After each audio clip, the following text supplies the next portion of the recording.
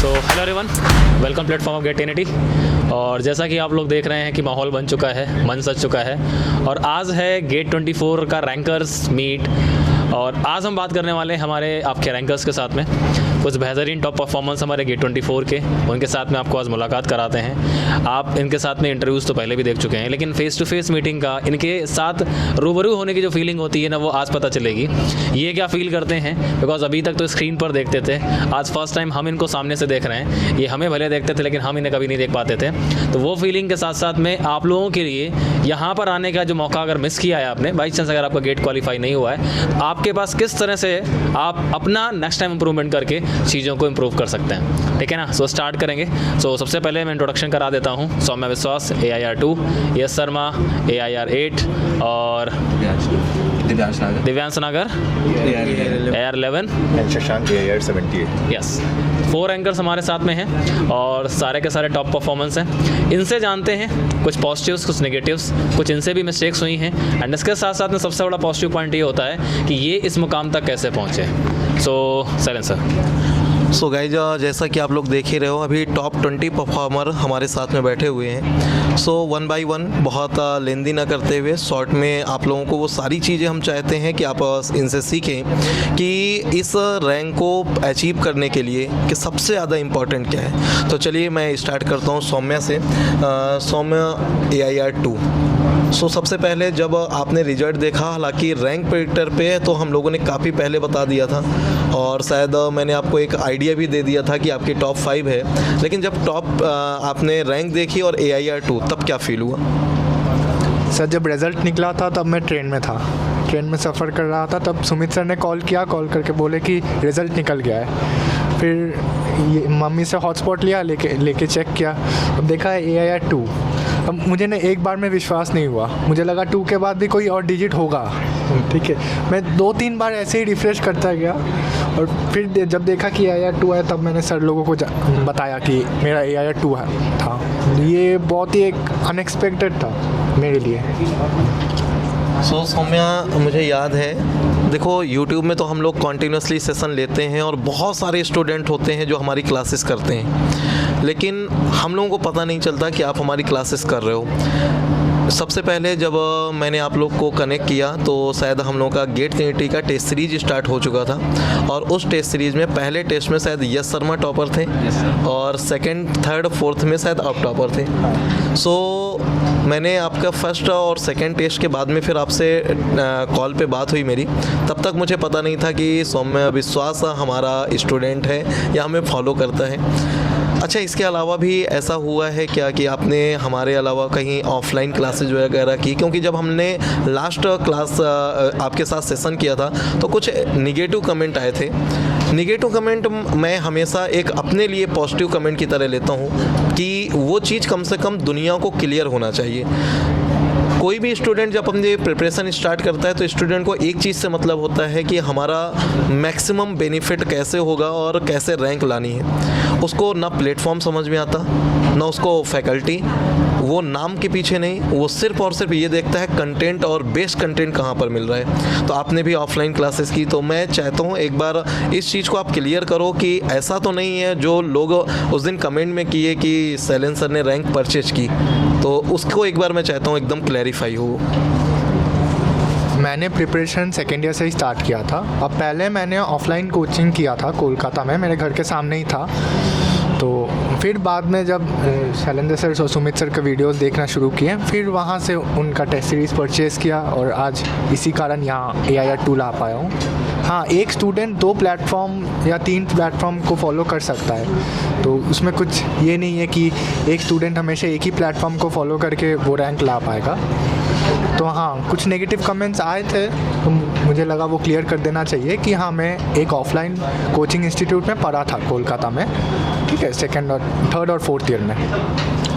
So guys just for information कि ऐसा नहीं है, क्योंकि मैं भी ऑलरेडी पहले किसी इंस्टीट्यूट में था और इसमें मोस्टली बच्चे जो हैं वो उस इंस्टीट्यूट को भी फॉलो करते रहे। हम जिस तरीके से रैंक को आपको शो कर रहे हैं वो ऐसा नहीं है कि सब गेट ट्रिनिटी में कोर्स किए हैं, कोर्स नहीं किए, लेकिन हाँ मुझे सुमित सर को फॉलो किया है यूट्यूब के थ्रू या हमारे जो पुराने पेड कोर्सेज थे उनके थ्रू, और वहाँ से ये रैंक प्रोड्यूस की है। सो यस, क्या ऐसा हुआ है कि मैंने आपको कहीं मना किया हो कि नहीं आप सिर्फ हमें इंटरव्यू देना या हमारे साथ कंटिन्यू करना, कहीं और कंटिन्यू ना करना? मैंने तो एक ही चीज़ बोली है कि अगर आप कहीं भी स्टूडेंट हो, किसी से पढ़े हो, तो आपकी रैंक में उनका हक है। क्या हमारी तरफ से कभी आपको ऐसा कुछ भी मेंशन किया गया? नो सर, आपकी तरफ से कभी भी मेरे को ऐसा मेंशन नहीं किया गया कि आपको किसी और टीचर को नहीं देना जिससे आप पढ़े हो। सर आपने हमेशा ही कहा है कि अपने गुरुओं को हमेशा सम्मान देना है, भले ही वो कोई भी हो। तो इसलिए सर आपने बोला है कि आप जहाँ से ही पढ़ें, जिन टीचर को, सबको इंटरव्यू भी देना है और सबको सर धन्यवाद भी करना है। सो यस, आपकी AIR 8 ये मोटिवेशन ऑलरेडी आपका एक इंटरव्यू हुआ है, बट मैं चाहता हूँ जब हम आज फेस टू फेस बात कर रहे हैं, क्योंकि बहुत बार ऐसा मौका मिलता है जब हम लोग ऑनलाइन में कनेक्ट हो जाते हैं और डेली आप लोग हमें देखते हो। फर्स्ट टाइम आज हम अपने स्टूडेंट के साथ बैठे हुए हैं, माहौल अलग है, मज़ा अलग है, और जो फीलिंग इम्पॉर्टेंट है मैं बोलता हूँ ना, तो यही फीलिंग है कि जब हम फेस टू फेस एक दूसरे को समझते हैं। सो क्या डिफरेंट लग रहा है? सर ऑनलाइन तो सर बस ऐसे ही सर, बस शक्ल से सर आप तो हमें जानते ही नहीं सर, बस सर ऑनलाइन बस कोर्स के हिसाब से ही होता है सर। अभी अब पर्सनली मिल रहे हैं सर, और भी बातें हो रही हैं, तो बहुत सारी पर्सनल चीज़ें भी शेयर हो रही हैं सर। बहुत अच्छा लग रहा है सर मिलके। तो कभी सोचा नहीं था कि सर ऐसे रैंकर्स मीट में सर बुलाया जाऊँगा सर, बट सर आज रैंक आई है सर, बहुत अच्छा फीलिंग ही अलग है सर। सो एक बार मुझे बताइए, ये जर्नी आपकी कब स्टार्ट हुई और कैसे आपने लास्ट ईयर की रैंक से इस ईयर 1 डिजिट रैंक, 3 डिजिट से 1 डिजिट रैंक अचीव किया? एक्चुअली सर 4 डिजिट रैंक से 1 डिजिट रैंक सर मेरी जर्नी सर स्टार्ट हुई 3rd ईयर में सर। मैंने यूट्यूब के लेक्चर्स देखता था आपके, प्लेनेट गेट्स से देखता था, प्रीवियस आपका जो भी था प्लेटफॉर्म सर। अभी सर फिर मेरा सर 3rd ईयर में मैंने अटैम्प्ट भी नहीं दिया था, क्योंकि सर मेरी बिल्कुल ही प्रिपरेशन नहीं थी। फिर सर मैंने 4th ईयर में मेरा फर्स्ट अटैम्प्ट था सर, मैंने अराउंड 3 सब्जेक्ट्स प्रिपेयर करके और मैथ एप्टीट्यूड करके दिया था, तो सर मेरा क्वालिफाई भी नहीं हुआ था। अराउंड मेरी 2300 रैंक थी, मेरी अपनी कैटेगरी में क्वालिफाई नहीं था। बट सर फिर आपके सर गाइडेंस में आए सर, हम फिर उसके साथ आपके साथ कंटिन्यू किया सर, सुमित सर और आपके साथ सर सारे सब्जेक्ट प्रिपेयर करे सर, फिर आज सिंगल डिजिट रैंक है सर। सो शॉर्ट में एक बार आप अपनी जर्नी के बारे में इन्फॉर्म करिए। लास्ट ईयर आपने एग्ज़ाम नहीं दिया था किसी मेडिकल इशू की वजह से, फिर इस बार डायरेक्ट AIR 2, ये कॉन्फिडेंस कहाँ से आया आपको? सर लास्ट ईयर में एग्ज़ाम दिया था, पर बिना प्रिपरेशन के, कुछ मेडिकल इमरजेंसी हो गया था, इसलिए मैं ठीक से एग्ज़ाम नहीं दे पाया, पूरा फोकस नहीं कर पाया। तो तब मेरा रैंक आया था 702। मैं वो रैंक किसी को नहीं बताया, सिर्फ अपने फैमिली को पता था, और ख़ुद को ये प्रॉमिस किया था कि अगली बार एक ऐसा रैंक लाऊंगा जो मैं सबको बता पाऊँ। तो आज वो मतलब AIR 702 से 002 हुआ है। तो ये जर्नी में बहुत सारे ऑब्स्टेकल्स आए हैं, पर हाँ आप लोगों का साथ मिला है, हमेशा मोटिवेटेड रहा हूँ जितना हो सके, और आज AIR 2 लेके आ गया। गाइस आप लोगों ने सुना होगा 702 में से 70 को हटाने के लिए बंदे ने जो एफर्ट दिया है, तो उसके लिए हैंड्स ऑफ क्लैप तो बनता है। एंड सेकंड रैंक सौम्या विश्वास। यस, तुमसे एक चीज़ मैं ये जानना चाहूँगा कि एक्चुअली ये जो जर्नी होती है चैलेंजिंग तो होती है, लेकिन चैलेंज के साथ साथ में इस जर्नी को एंजॉय करना, ठीक है ना, चैलेंज को फेस करना, एक्सेप्ट करना, और उसके बाद अपनी रैंक ला करके लोगों को जवाब देने में जो मज़ा है, आज वो मज़ा तुमको मिल रहा है कि नहीं मिल रहा है? सर ज़रूर मिल रहा है सर। सर यही था कि सर कॉलेज में प्लेसमेंट कहीं था नहीं सर, तो सर बस अपने आप को एक प्रूव करना था सर, फैमिली के लिए भी सर करना था। फैमिली का सर कांस्टेंट सपोर्ट रहा, तो सर उससे कभी भी डीमोटिवेशन नहीं हुआ सर। सर अपने आप को प्रूव तो करना ही था सर, तो बस सर वही। सो चलिए मूव करते हैं बेटा अपने नेक्स्ट रैंकर के साथ में। सो अगर मैं बात करता हूँ, ठीक है, सो अभी तक की जो जर्नी तुम्हारी रही है, इस जर्नी के लिए सबसे बड़ा जो तुम्हारे लिए चैलेंज था, जो भी तुमको लगा हो अपनी रैंक के लिए, तो चैलेंज क्या था? सर मैं अपनी बात करूँ तो 2023 में भी गेट दिया था तो 4 डिजिट रैंक आया था, उसमें मेरी हाफ प्रिपरेशन थी। बट मेरा सबसे बड़ा जो टफ़ कॉल था वो ये था कि जब मेरा 2023 में कैंपस के थ्रू प्लेसमेंट हुआ, एक कंपनी ज्वाइन किया मैंने जिंदल स्टील, तो वहाँ पे मैंने काम करना अपना जॉब शुरू किया। बट वहाँ पे जैसे जैसे टाइम बीता मेरा वर्कलोड बहुत ज़्यादा बढ़ने लगा। बट मेरे लिए सबसे बड़ा टफ़ कॉल था कि मैंने गेट को प्रायोरिटी देकर मैंने नवंबर 2023 में रिज़ाइन कर दिया बस गेट के लिए। उसके बाद 3 महीने बहुत अच्छे से पढ़ाई की और उसके बाद आज मैं जो 78 है। Great great. दिव्यांश, जर्नी आसान तो नहीं थी, नहीं सर। लेकिन एक्चुअली आज पहली बात तो ये है कि जो मुझे फील हो रहा है वो ये हो रहा है कि फ़र्स्ट टाइम अपने स्टूडेंट्स को लाइव देख करके, भले थोड़ा टाइम कम दे पा रहा हूँ, लेकिन लाइव देख करके जो फीलिंग हमारे अंदर आती है वो यही आती है कि तुम लोग के जो हंसते हुए चेहरे हैं ना, इसके लिए जो है ना रात दिन हम एक करते हैं, वो आज चीज़ हमें दिख रहा है। Thank you sir, thank you so much sir. तो आपके साथ क्वेश्चन जो ये आता है वो यही आता है कि आपने प्रिपरेशन कब से स्टार्ट किया? सर मैंने अपनी प्रिपरेशन अराउंड सेकेंड ईयर से स्टार्ट करी थी सर, सेकेंड के एंडिंग में।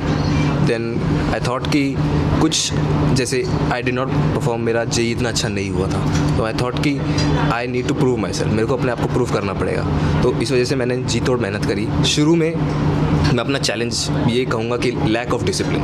मैंने शुरू में मेरा डिसिप्लिन बिल्कुल फॉलो नहीं हो पा रहा था, मैं डिस्ट्रैक्ट हो जाता था चीज़ों से बहुत जल्दी। फिर धीरे धीरे 2023 में मैंने पेपर दिया, मैंने अराउंड 50-60% सिलेबस करा था एंड मेरी 571 रैंक आई थी। बट मैं तब भी इतना खुश तो नहीं था। एंड देन मैंने जब अपनी प्रिपरेशन शुरू करी, दोबारा I followed the same path. मैंने दोबारा इतनी मेहनत शुरू में कुछ नहीं करा, पर धीरे धीरे जैसे टाइम पास आता गया, मेरी समर इंटर्नशिप ख़त्म हुई, तब मैंने सोचा कि अब मेरे को सीरियस होना पड़ेगा। मैंने सारी चीज़ें सर छोड़ी और पूरा डिसिप्लिन फॉलो करके I achieved a 2 digit rank, 11th rank I achieved. Great. So अच्छा, मैं अभी देख रहा था पीछे कि आज ही मिले सब, हाँ जी सर। ठीक है ना? हाँ जी आप सर। इनको नहीं जानते थे, बाई नेम जानते थे, लेकिन बाई फेस कोई नहीं जानता था एक दूसरे को। आज ही मिले सब। लेकिन मैं पीछे देख रहा था अभी कि पूरा का पूरा जो गैंग है, ग्रुप जो है ना, वो फॉर्म हो चुका था, अच्छी बॉन्डिंग हो रही थी। Yes. तो अगला क्वेश्चन मेरा यही है कि इस इवेंट से आने का बेनिफिट कुछ लग रहा है? वही है सर कि अपने जैसे लोगों से मिलने का मौका मिलता है सर, और ये भी लगता है कि हमें लगता है कि ये सब जैसे अलग होंगे सर, बिल्कुल अलग नहीं होते, बिल्कुल मतलब ऐसे भाई जैसे होते हैं सर। और मुझे ये लग रहा है कि मुलाकात फर्स्ट एंड लास्ट नहीं है। नहीं सर, बिल्कुल। क्योंकि ये चेहरे तुमको दोबारा मिलेंगे, बिल्कुल सर। कोई भी इंटरव्यू आप फेस करने जाओगे, कहीं भी जाओगे, तुमको यही मिलने वाले हैं। अभी में भी हो सकता है कि तुम अगर मिलते तुम्हारे अंदर एक कॉम्पिटिटिव फीलिंग होती कि नहीं यार इसका सिलेक्शन ना हो, मेरा हो जाए। लेकिन अब जो बॉन्डिंग बनने वाली है वो बॉन्डिंग ऐसी बनने वाली है कि नहीं यार अगर मेरा नहीं होता तो कोई प्रॉब्लम नहीं, भाई का होना चाहिए, ठीक है ना? बेस्ट होगा साथ में हो जाए सर, best यस। होगा। तो वो फीलिंग जो है ना, इसीलिए हम लोगों ने इवेंट को दे रखा था वही सर। कि एटलीस्ट हम तो चलो ठीक है आपसे मिल सकते हैं, बाई चांस अगर हम किसी कॉलेज जाते हैं तो वहाँ मुलाकात हो जाती है, लेकिन आप लोग एक दूसरे से कभी नहीं मिल पाते हो लाइफ में। तो इस इवेंट का मेन मोटो ये भी था कि एटलीस्ट आप लोग के बीच में भी एक बॉन्डिंग होनी चाहिए, और जब तक आप एक दूसरे को सपोर्ट नहीं करोगे लाइफ में, तब तक आपके जो जूनियर्स हैं ना वो मोटिवेट नहीं होंगे। तो एक मेन मोटो हमारा ये था, ठीक है? सो गाइज, ज़्यादा हम लोग लंबा प्लान तो नहीं कर सकते, लेकिन आपने जो अभी देखा होगा यहाँ जो माहौल है, उस माहौल से, इन लोगों के फेस एक्सप्रेशन से आपने देख लिया होगा कि फीलिंग मोस्ट इंपॉर्टेंट है। वो फीलिंग यहाँ पर आज दिख रही है, जश्न चल रहा है। उम्मीद करते हैं कि नेक्स्ट टाइम आप भी हमारे साथ में ऐसे बैठ करके इंटरव्यूज़ दे रहे होंगे, इन्जॉय करेंगे, पार्टी करेंगे, ठीक है? सो आज सेशन को यहीं से ख़त्म करते हैं। सो गाइज, गेट ट्रिनिटी की तरफ से कुछ वन लाइनर क्वेश्चन। सौम्या, हमारी जर्नी बहुत लंबी तो नहीं है, क्योंकि मैंने जब अपना प्रीवियस प्लेटफॉर्म लीव किया है 31 अगस्त को, और सर ने 15 जनवरी को। सो गेट ट्रिनिटी में सर को शायद जस्ट 2 मंथ कंप्लीट हुए और मेरे 7 मंथ अप्रॉक्सीमेट। सो इस 7 मंथ की जर्नी में ऐसा कुछ जो गेट ट्रिनिटी ने आपको प्रोवाइड किया और जिसका आपको बहुत बेनिफिट मिला? सर इसका तो एक ही आंसर हो सकता है, वो है आपका प्री गेट मॉक टेस्ट। हर एक क्वेश्चन को कैसे हर एक टॉपिक में से डिफरेंट क्वेश्चंस आना, फिर out of the box thinking जो होता है, जो हम लोग के वो 4 टेस्ट देने के कारण वो out of the box thinking capabilities हम लोगों में डेवलप हुआ, और फिर पेपर भी थोड़ा टफ आया, कॉम्प्लिकेटेड आया। तो तब हम लोगों ने पैनिक नहीं किया। अगर मैं वो टेस्ट सीरीज़ नहीं दिया होता तो शायद मैं पैनिक कर जाता और इतनी अच्छी रैंक नहीं ला पाता। तो वो टेस्ट सीरीज़ का तो बहुत ही महत्व है इस रैंक के पीछे। और एक है आप लोगों का जो अल्ट्रा मैराथन्स आप दोनों ने किए थे, वो CRE का बहुत सारा क्वेश्चन, 2 या 3 क्वेश्चन तो वही मैराथन से ही वही फॉर्मूले से ही आ गया। तो हाँ, तो ये 2 रीज़न बहुत ही इम्पोर्टेंट था इस रैंक के पीछे। यस अगर मैं आपसे पूछूं कि और हमें क्या इम्प्रूवमेंट करना है, और या फिर गेट ट्रिनिटी स्टार्ट ही हुआ 5 सितंबर को यूट्यूब चैनल, और इसके बाद हम लोगों ने तो अपना जो कोर्स लॉन्च किया है वो 14 दिसंबर से स्टार्ट हुआ। अभी तक हमारे ऑलरेडी 2 बैचेस चल रहे हैं। तीसरा बैच 22 मार्च से CRE से स्टार्ट होने जा रहा है। इसके अलावा आप और क्या डिमांड करना चाहोगे? सर वही जैसे कि सर सौम्या ने बताया कि टेस्ट सीरीज से सर बहुत ज़्यादा ही हेल्प मिली सर हमें। तो सर मैं चाहता हूँ कि सर हमारे जूनियर्स को जो हमें जनवरी में मिला सर वो अभी अगस्त या सर जुलाई से स्टार्ट हो जाए सर, जो अल्टीमेट टेस्ट सीरीज़ है गेट ट्रिनिटी की। तो सर बहुत ज़्यादा हेल्प हो जाएगी सर, क्योंकि अगर सर अपन हार्ड पेपर के लिए प्रैक्टिस कर लेंगे तो फिर सर ईजी पेपर तो खेल ही जाएंगे सर। सो बेटा, आपने अपनी जर्नी में जो भी हर्डल्स फेस किए हों तो उनको ईजी बनाने के लिए आप हमसे क्या एक्सपेक्ट करोगे? सर जैसे कि उन्होंने बोल दिया कि टेस्ट सीरीज़ का बहुत ये है, बट जैसे कि बहुत लोग जो होते हैं वो बहुत सारा टेस्ट सीरीज़ अफोर्ड भी नहीं कर पाते हैं बहुत सारा, लेकिन आप लोग जिस प्राइस पॉइंट पे ला रहे हैं वो बिल्कुल भी बेस्ट है। तो मेरे हिसाब से ये बिल्कुल सही है। सो बेटा, अगर आपसे मैं पूछूं, इन्होंने बोला कि प्राइस बहुत सारे बच्चे अफोर्ड नहीं कर पाते, सो आपके हिसाब से एक्चुअल प्राइस क्या होना चाहिए टेस्ट सीरीज़ का? सर टेस्ट सीरीज़ का प्राइस शुड बी कि सब लोग अफोर्ड कर सकें। सो अराउंड 1000 to 1500, उससे ज़्यादा लोग लोग सोचते हैं कि क्या ये इतनी बेनिफिशियल होगी हमारे लिए, लोग डाउट करने लगते हैं। तो I believe that would be the perfect price sir. So sir क्या प्लानिंग है टेस्ट सीरीज़ की? तो सर मौका है, दस्तूर है और माहौल तो है ही। तो कुछ जो इन लोगों ने डिमांड की है, तो डिमांड वैसे सप्लाई में लेट नहीं होना चाहिए। तो अगर डिमांड किया जा रहा है तो सप्लाई तुरंत का हो, अच्छा रहता है। तो चलिए, हमारे अगर बच्चे हैं अब ये उस मुकाम तक पहुँचे हैं, बिकॉज में भी हो सकता है कि आपको हमारी बातें देर से समझ में आती हों, लेकिन इन लोग को देख करके लगता है कि नहीं, अब बातें जो है ना जल्दी समझ में आ सकती हैं। तो इन लोगों के यहाँ से कुछ गुड न्यूज़, कुछ श्रीगणेश कर लेते हैं आपके गेट 25 के लिए। सो टेस्ट सीरीज फाइनली कल से स्टार्ट करते हैं। हाँ, so we are launching GATE 25 test series from today, और you can just register for the GATE 25 test series. और इसके लिए आपको स्टार्टिंग में जैसा कि प्राइस क्या रखना चाहिए? चारों से पूछ लेते हैं, आपको क्या लगता है प्राइस टेस्ट सीरीज का? मैं अदर की बात नहीं कर रहा, गेट ट्रिनिटी टेस्ट सीरीज का, क्योंकि इसमें सिर्फ और सिर्फ जस्ट कहीं से क्वेश्चन उठा के नहीं दिया गया, इसकी प्रॉपर प्लानिंग है। क्योंकि आपने वो रैंक अचीव करने में बताया खुद कि गेट ट्रिनिटी का बहुत बड़ा योगदान था। तो आपके हिसाब से क्या कॉस्ट होनी चाहिए? सर 1300 के आसपास। ठीक है। यस सर जिस हिसाब का सर कंटेंट मिलता है गेट ट्रिनिटी का, तो सर अगर 1500 to 2000 भी होगा तो सर कोई बड़ा अमाउंट नहीं है sir, easily sir. Sir same अगर कल से लॉन्च हो रहा है, क्योंकि बहुत बड़ा टाइम है, तो 1500। बेटा आपकी? मैं भी सर यही एग्री करना चाहूँगा, 1500 would be the optimum price at least. So guys, test series का कॉस्ट जो है वो 1500 डिसाइड करते हैं। फाइनली टेस्ट सीरीज जो रहेगी वो अभी आपको 30th तक 1500 की रहेगी, क्योंकि जो टेस्ट सीरीज है उसमें हम लोग 150 टेस्ट आपको देने वाले हैं। और 150 टेस्ट को इस तरह से डिवाइड किया है कि एवरी सब्जेक्ट में आपके कुछ टॉपिक वाइज टेस्ट होंगे। आपका जैसे कोई एक सब्जेक्ट है उसमें 8 यूनिट हैं, 5 यूनिट हैं, तो पर यूनिट के बेसिस पे आपका एक टेस्ट हो गया, एक यूनिट पढ़िए और उसका टेस्ट दीजिए। फिर इसके बाद जैसे सब्जेक्ट कंप्लीट होगा तो उसका एक बेसिक सब्जेक्ट वाइज टेस्ट होगा। तब हम आप लोगों को PYQs प्रोवाइड कर देंगे, आप PYQs कंप्लीट करिए, रिवीजन करिए, बेसिक सब्जेक्ट वाइज टेस्ट दीजिए। देन इसके बाद फिर आप लोगों को जो भी हमारे पेड यूजर्स हैं उनके लिए हम लोगों ने बहुत ही गजब का स्टैंडर्ड असाइनमेंट डिसाइड किया है।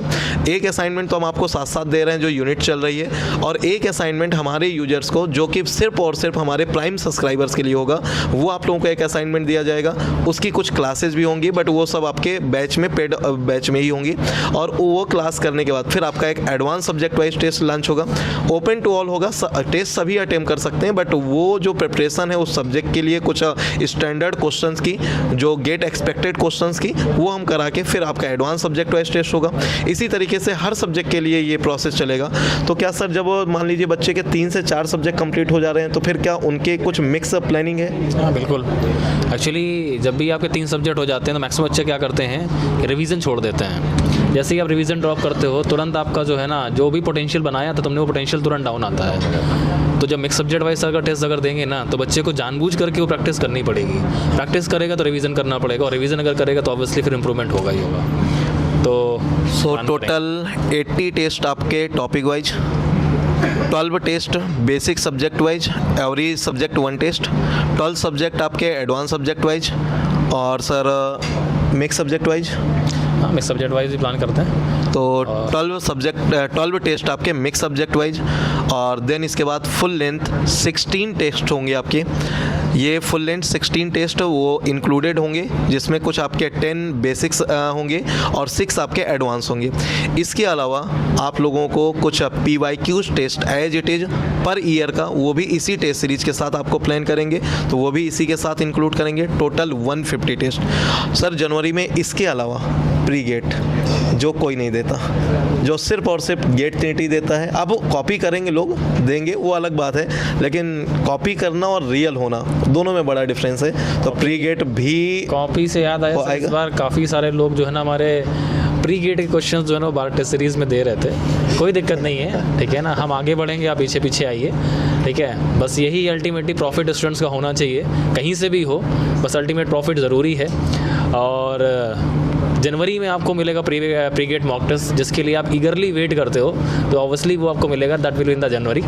और नेक्स्ट टाइम क्या होने वाला है, बिकॉज IIT रुड़की पेपर बनाने वाला है तो दिमाग में एक जो इमेज बन रही हो उस इमेज को हम दूर कर देंगे, टेंशन मत लो, बिकॉज 25 मार्क्स का कट ऑफ आप इस बार देख चुके हो।